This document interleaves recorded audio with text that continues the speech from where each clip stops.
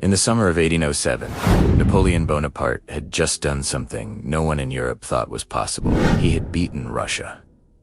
Not just pushed them back, not just a skirmish on a frozen river. He had crushed the Russian army at the Battle of Friedland, inflicted nearly 40,000 casualties in a single engagement, and forced Tsar Alexander I, Emperor of all Russia, to come to him and beg for peace. The two most powerful men in the world met on a specially built raft floating in the middle of a river, because neither one wanted to step onto the other's territory. Napoleon dictated the terms. Russia agreed to almost all of them. The resulting treaty, the Treaties of Tilsit, handed Napoleon dominance over virtually all of continental Europe. France controlled Italy. France controlled Prussia. France had already beaten Austria twice. Britain was the only major power still resisting, and they were across the water. Napoleon Bonaparte, in July 1807, was the closest thing to a ruler of the entire world that had existed since the Roman emperors. And 3 days later, he was running from rabbits. Not metaphorically, not in some kind of political scandal, literally running, sprinting toward his imperial carriage, gold embroidery on his jacket covered in fur, riding crop useless in his hand, his most decorated generals scrambling behind him, as a wave of small brown animals pursued them across an open field and refused to stop. This actually happened. It is documented. It was written down by one of Napoleon's own generals in his published memoir, and it is one of the greatest stories in the entire history of the world. To understand why this is so extraordinary, you need to understand who Napoleon Bonaparte actually was. Because most people today have a vague picture of him, a short man with his hand tucked in his coat. Maybe a famous general, European old paintings. That picture does not come close to capturing the reality. Napoleon Bonaparte was, by almost every measure, the most gifted military mind in modern history. He won his first major battlefield command at 20. He had made himself the ruler of France. He did not inherit power. He did not come from royalty. He was born on a tiny island called Corsica, to a family of modest means, and he climbed through sheer intelligence, ferocious will, and a tactical genius that military historians still study in detail today, to the top of the most powerful country in the world. He didn't just win battles, he reinvented how battles were fought. Before Napoleon, European armies moved slowly, thought conventionally, and fought according to rules that hadn't changed in generations. Napoleon threw all of that away. He moved faster than anyone thought possible. He concentrated force at the exact point where the enemy was weakest. He read a battlefield the way a chess grandmaster reads a board. 10 moves ahead, from every angle, all at once. His victory at Austerlitz in 1805, where he defeated the combined armies of Russia and Austria in a single day, is still taught at military academies around the world as a masterclass in tactical deception. He lured his enemies into attacking what looked like a weak flank, then crushed them from above when they committed everything to the trap. By 1807, after Austerlitz, after destroying Prussia in a single campaign, after now defeating Russia at Friedland, Napoleon had won over 60 major battles. He had redrawn the map of Europe. Kings and emperors negotiated with him on bended knee. The man had battled armies of hundreds of thousands of soldiers across mountains and rivers and frozen plains, and he had almost always won. And then Berthier ordered the wrong rabbits. Alexander Berthier was Napoleon's chief of staff, essentially the most important military administrator in France. He was brilliant at his job. He could organize the movement of 500,000 troops across 3 countries while keeping every supply line, every reinforcement schedule, and every communication perfectly coordinated. He was indispensable. Napoleon himself said he could not run a campaign without What Berthier was not brilliant at, as it turned out, was rabbits. After the treaties of Tilsit were signed and the celebrations in the capital began to wind down, Napoleon wanted to relax. He was fond of hunting. It was one of his few leisure activities. Fresh air, horses, guns, competition. Very Napoleon. So he arranged a celebratory rabbit hunt, organized by Berthier, to be held on the fields of Berthier's own estate outside Paris. A lavish outdoor luncheon was planned. The finest officers in France were invited. Silver service, wine, the works. It was to be an imperial celebration befitting the master of Europe. The only problem was that Berthier's land, as his general Baron Thibaut noted dryly in his memoir, possessed everything calculated to make the sport agreeable except for rabbits. The estate simply didn't have enough of them. Bertier's solution was simple. He would order some. He sent a man to the local farms and countryside to procure rabbits for the hunt, somewhere between 1,000 and 3,000, depending on which account you believe, caged and ready, lined up along the edges of a vast grassy field for the morning of the hunt. What Bertier's man did not understand what the memoir records in perfect deadpan was that there is, in fact, a significant difference between a wild rabbit and a tame one. A wild rabbit is afraid of humans. It has been afraid of humans since birth. When a wild rabbit sees a person, its one instinct is to run as fast as possible in the opposite direction. This is the behavior that makes rabbit hunting work. You release the rabbits, they flee, you chase. Simple. A tame rabbit, raised in hutches on farms, fed every day by human hands, has no such fear. A tame rabbit sees a human being and thinks one thing: food is here.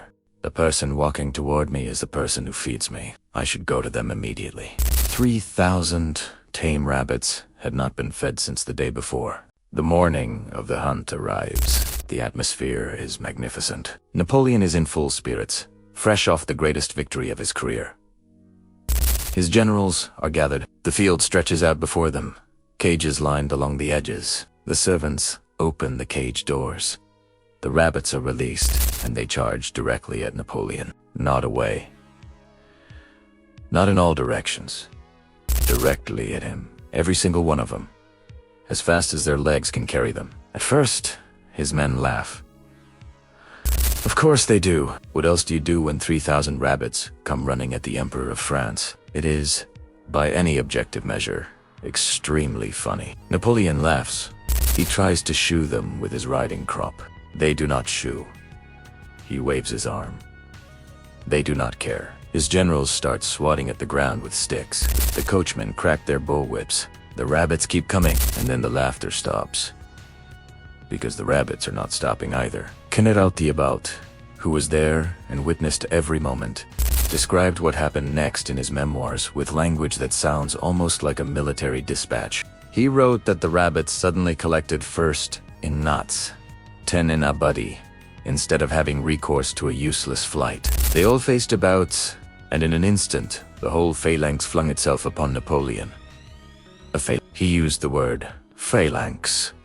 The ancient military formation soldiers locked shield to shield, advancing as one unstoppable wall. Thibaut looked at what the rabbits were doing and reached for the vocabulary of military tactics to describe it. Because that is what it looked like. The rabbits swarmed Napoleon's feet. They climbed his legs. They piled themselves up around his knees and made him stagger. The most feared military commander on earth was being physically destabilized by farm animals. His men tried everything: the pushing, the swatting, the shouting, the whips. The rabbits divided into two groups. Thibaut actually noted this and flanked Napoleon's party from both sides. A historian named David Chandler later commented, dryly, that the rabbits demonstrated a finer understanding of Napoleonic strategy than most of his generals. They split their force and attacked the flanks. Exactly what Napoleon had done to Austria at Austria. Napoleon retreated to his carriage. He got in. He shut the door. The rabbits followed him to the carriage. Some of them got inside. The driver whipped the horses, and the coach began to move. Napoleon looked out the window as his imperial carriage rolled away at speed, still pursued by rabbits, leaving behind a field littered with his generals looking at each other in complete silence. Thibaut's memoir closes the scene with a line that may be the single best sentence ever written about Napoleon Bonaparte. He wrote that the rabbits had forced the conqueror of conquerors, fairly exhausted, to retreat and leave them in possession of the field. The conqueror of conquerors, forced to retreat. The witnesses were sworn to secrecy that day. You do not let a story like this escape when you are the Emperor of France and your authority rests partly on your image as an invincible force of nature. Berthier was reportedly furious at himself, at his procurement man, at the entire situation. The lavish luncheon was abandoned. The hunt never happened. Everyone went home. The secret held for almost 90 years. Thibaut died in 1846, but his memoirs were not published until 1895. By then, Napoleon had been dead for 74 years, and France could finally afford to laugh. There is something almost perfect about this story, not just because it is funny, though it is genuinely one of the funniest things that has ever happened to a major world leader, but because of what it reveals about the gap between how power presents itself and how fragile it actually is. Napoleon in 1807 was surrounded by the most elaborate machinery of imperial prestige ever constructed in Europe. Gold everywhere. Titles. Ceremony. Paintings commissioned in his honor, showing him on horseback. Imperious. Untouchable. Every person he encountered bowed. Every room he walked into fell silent. Tsars met him on rafts to avoid seeming inferior. The entire continent had organized itself around his personality and his will. And then 3,000 hungry farm animals, procured by a man who did not understand the difference between tame and wild, simply did not get the message. They did not bow. They did not fall silent. They did not care that this was the Emperor of France and the master of Europe. They were hungry, and the man walking toward them looked like the man who usually brought carrots. So they ran at him, and he ran from them. Prussia made one small, careless error. He trusted a man who did not know rabbits to find rabbits. That was all it took to turn the greatest military celebration in a generation into a farce that the eyewitnesses had to keep secret for nearly a century. The treaties of Tilsit, the defeat of Russia, the dominance over Europe. All of it happened. All of it was real and consequential and changed the shape of the world. And then Napoleon Bonaparte, conqueror of conquerors, ran from rabbits. History does not always give you a lesson. Sometimes it just gives you a story. And this one is true. Napoleon would go on from 1807 to make far bigger mistakes than Bertier's rabbits. He would invade Russia in 1812 and lose more than 500,000 men to the winter. He would be exiled once, return, and then be beaten at Waterloo in 1815. His actual final defeat. He would spend the last 6 years of his life on a remote island in the South Atlantic, dictating his memoirs and insisting he had been robbed of his destiny. He never mentioned the rabbits. But Thibaut did. And the image he left us, Napoleon Bonaparte, the conqueror of conquerors, surrounded by farm animals, staggering, retreating, fleeing to his carriage while 3,000 rabbits pursued him across a field, is the truest picture we have of the reality underneath the golden myth. Even the greatest men in history are occasionally defeated by something very small, because of one careless mistake made by someone they trusted, on what should have been the best day of their life. If this story made you see Napoleon or power, or history slightly differently than you did 5 minutes ago, share it. Because this is the kind of story that never makes it into the history books, and it absolutely should.